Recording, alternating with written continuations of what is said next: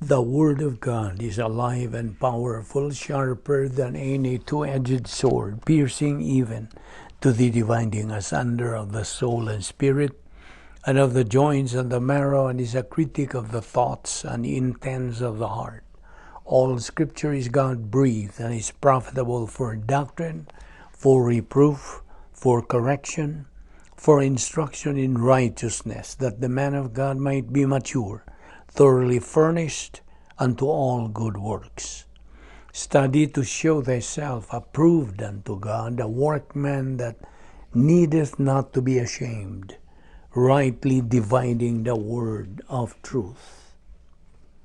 Ephesians 2:8-9, we have been saved by grace through faith, that not of yourselves is a gift of God, not of works, lest anyone should boast. Titus 3:5, not by works of righteousness which we have done, but according to his mercy he saved us by the washing of regeneration and renewing of the Holy Spirit. 1 Corinthians 1:18, for the preaching of the cross is to them that perish foolishness, but unto us which are saved it is the power of God. 1 Timothy 2:5, for there is one God and one mediator between God and men, the man Christ Jesus. Verse 6, who gave himself a ransom for all, to be testified in due time. Matthew 19:29, and every one that hath forsaken houses, or brethren, or sisters, or father, or mother, or wife, or children, or lands, for my name's sake, shall receive 100-fold, and shall inherit everlasting life. Before we start our Bible study today, just as we follow as a routine, we have to use the principle of 1 John 1:9, the rebound technique, confession of our sins that we have committed today. Therefore, 1 John 1:9 says, if we confess our sins, God is faithful and just to forgive us our sins and to cleanse us from all unrighteousness. For you, unbeliever, the issue you face is faith alone in Christ alone. Acts 16:31 says, believe on the Lord Jesus Christ and you will be saved. Let us pray.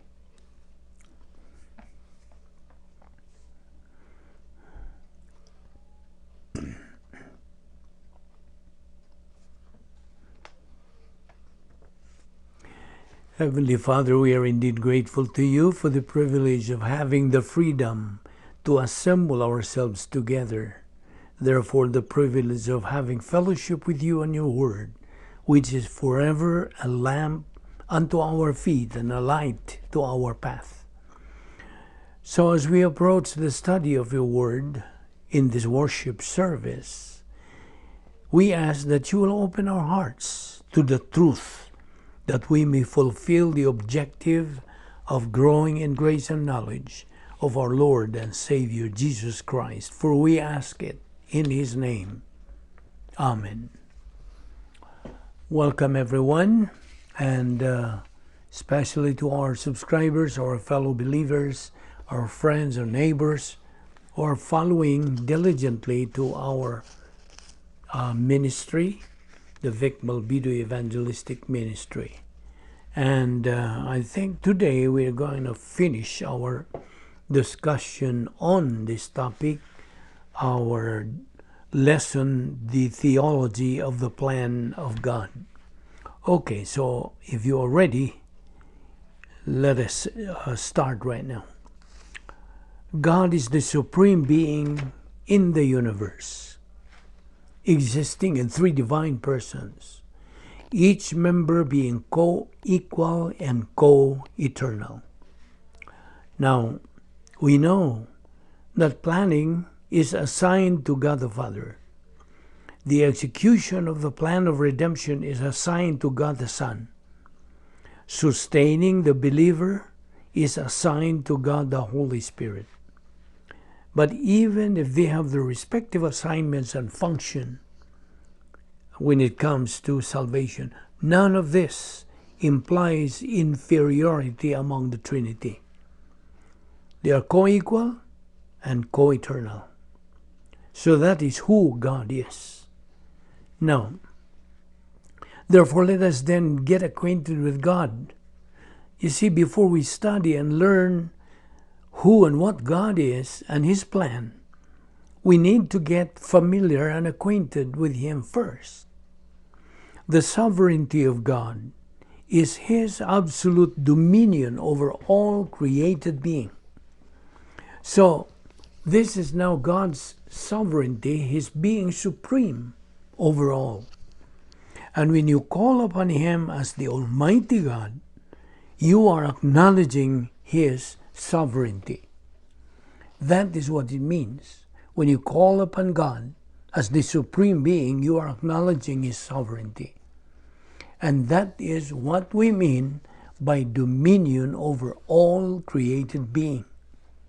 This means that the plan of God is not in any way hurt or frustrated by our failure. That is what makes our life as believers more critical but meaningful. That when we fail in our Christian life, remember always that the plan of God is still there, moving its course and very much alive. All you have to do is only to fit in, to be in sync, to follow its various mandates, and to use the divine assets God has provided us in time for our use in this devil's world, functioning our role as God's instruments in resolving the angelic conflict. And as we attain spiritual maturity, we become invisible heroes executing our unique spiritual life. Thus, we are declared as what? We are declared as good as God is good. Now, like I said, I'm not saying you are as good as God. That is far different from saying you are as good as God is good. Do you know what I mean? Now, it is tragic to see some or even a lot of believers who fail and fail in their Christian life and never even bother to go back to God's plan by simply confessing and acknowledging privately their personal sins to God the Father.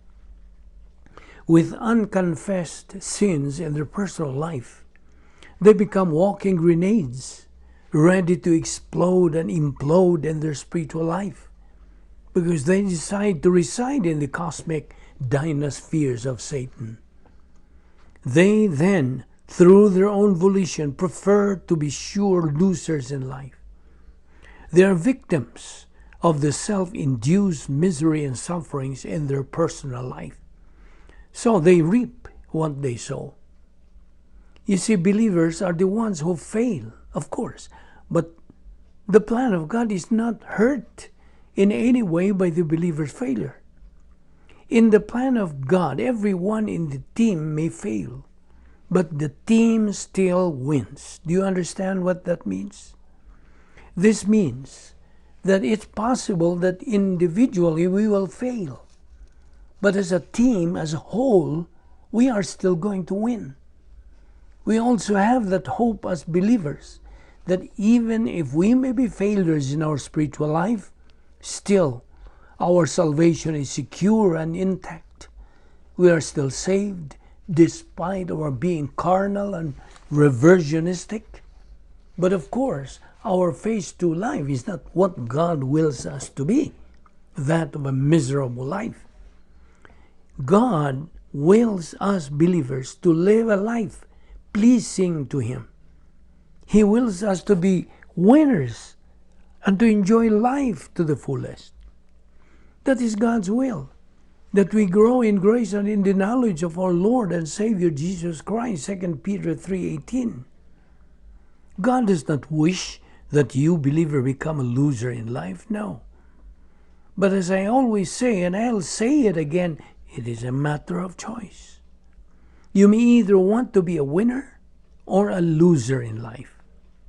As the human viewpoint says, you are the captain of your soul, but divine viewpoint vehemently says, you are a product of your own decision. Do you understand what I'm saying? In another note, God is the absolute authority. Both the sovereignty and omniscience of God are the basis for the divine decrees. The plan of God, the will of God, and the divine decrees. The sovereignty or divine authority of God is manifest as Creator having authority over both animate and inanimate creation. He has authority as Redeemer over all categories of believers. He has authority as the source of all blessings. He has the right to impute blessings in both time and eternity. He has the right to execute His plan and to utilize those who are in the momentum of His plan. However, He has the right to punish those who fail in this plan. Is that clear enough? And yet we sometimes treat God as if He is somewhere in the sky.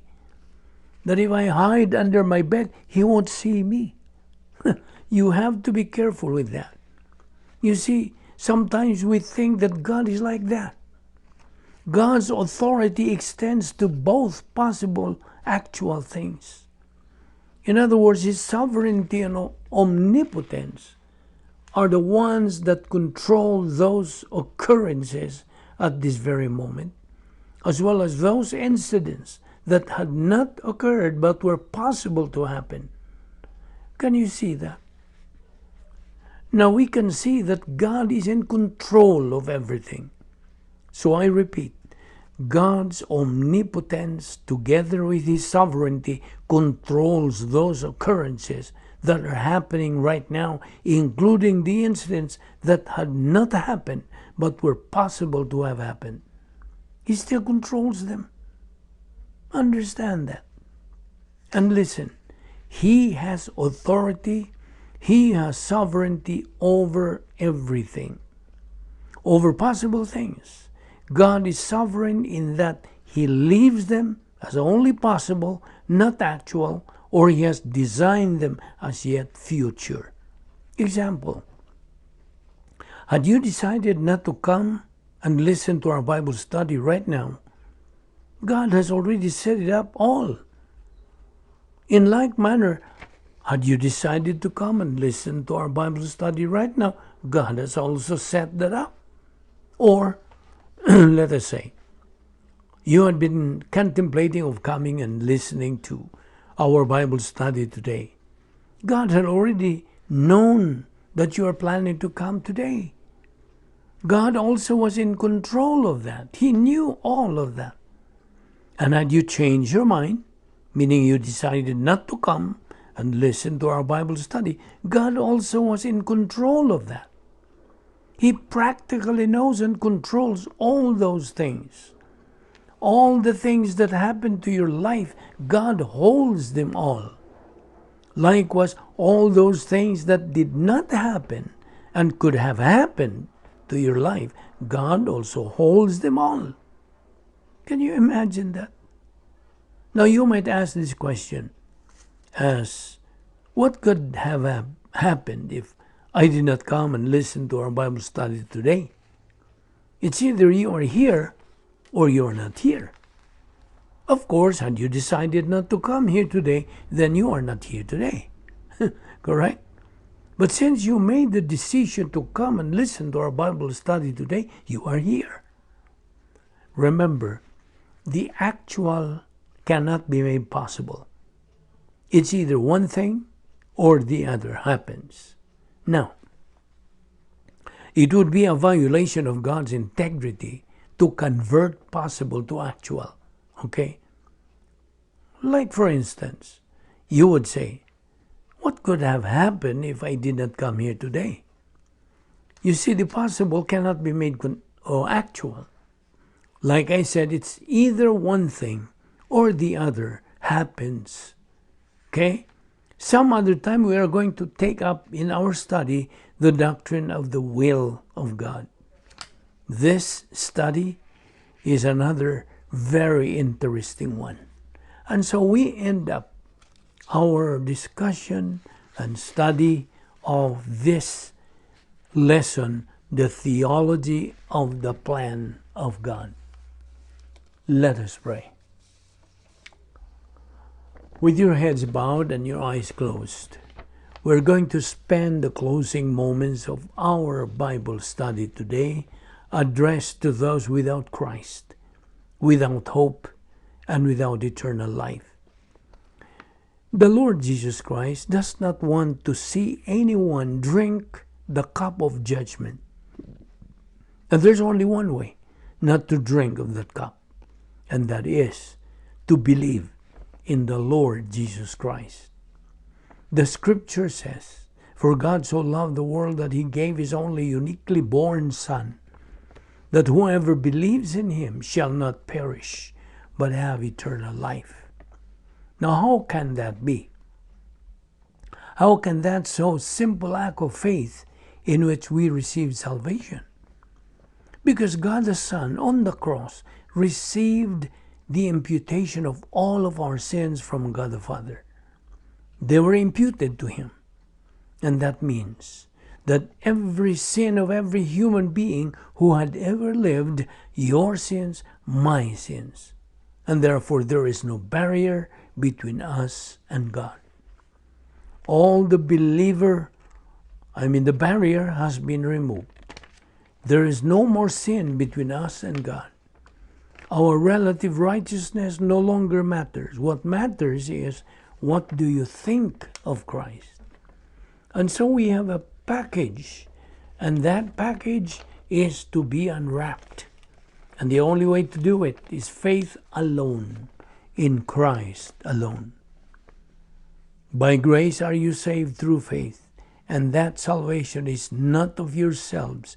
It is a gift of God, not of works, lest any man should boast. The only thing that we have to boast of is the work of our Lord Jesus Christ.